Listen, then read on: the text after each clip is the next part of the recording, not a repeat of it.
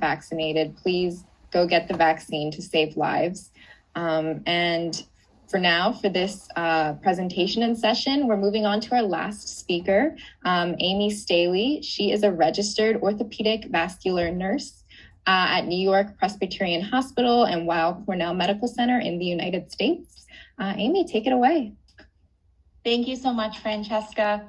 It is March 1998. My father lays in bed preparing to endure an unfathomable battle with cancer. He is a warrior, a fighter, and my mom is a lover, so she tucks him in with a warm blanket. She closes the door and tells me to count the red and black speckled ladybugs crawling across the doorknob. I noticed his favorite book, Into Thin Air, a book about a group brave enough to climb Mount Everest. Some make it to the top, some run out of oxygen along the way, but I'm 5 years old and can't read, so I continue to count the ladybugs. 1, 2, 3, and he's gone.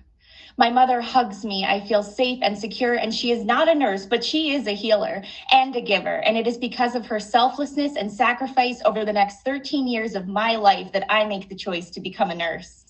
I get into nursing school and pick up a job working with pregnant teens in foster care.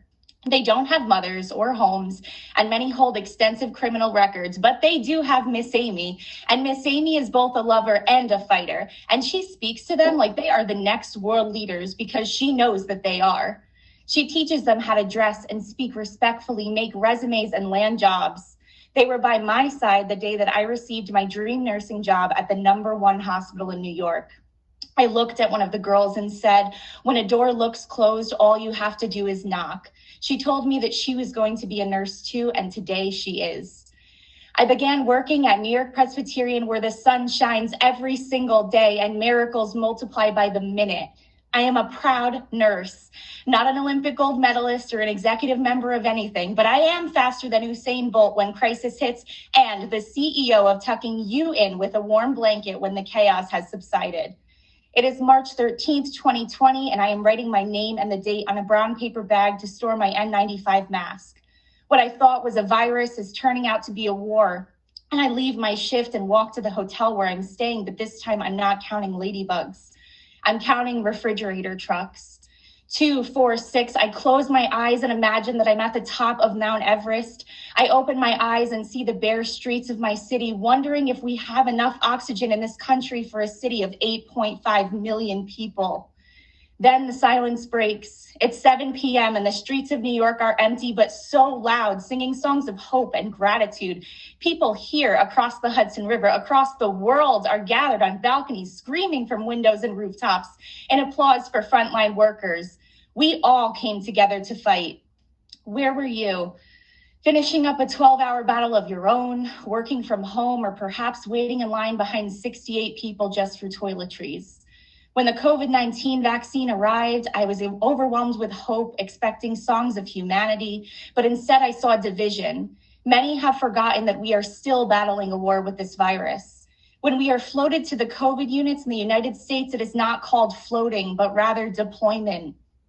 I will never forget when our first COVID vaccines arrived on Christmas Eve, seeing the hope in my colleagues' eyes as I had the privilege of vaccinating the same nurses who I watched care for those who you and I love so dearly, witness trauma and heartbreak over and over again, take only 8, 10, 12 seconds to breathe before resiliently grabbing that brown paper bag and walking into the next room to say, "Hello, my name is Amy, and I am so glad to be your nurse tonight."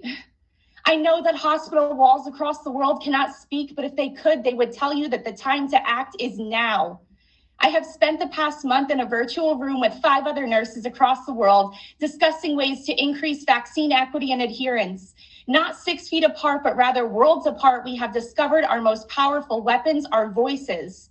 I call on each of you here today to speak up. If you have already received the vaccine, I ask that you visit my website, frontlinefriends.org, to see how you can join me in painting a clear picture to both my city and yours about the difference that we can make. If you have yet to receive your vaccination, I urgently ask that you go out and get it now. It's not about an injection, but rather caring for the humanity of one another. Start in your communities and remember that if a door looks closed, all you have to do is knock. Let us spark hope before we return to silence.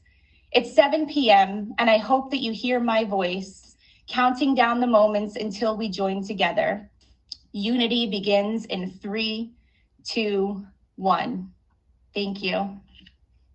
Thank you so much, Amy. And honestly, I'm over here getting emotional just listening to all of your stories. We really, here at Sabin and the Nursing Now Challenge, we appreciate all 7 of you nurses and midwives for taking the time and having the strength to tell your stories and for choosing to be agents of change. You inspire me, and I hope you've inspired others to share their stories to impact change.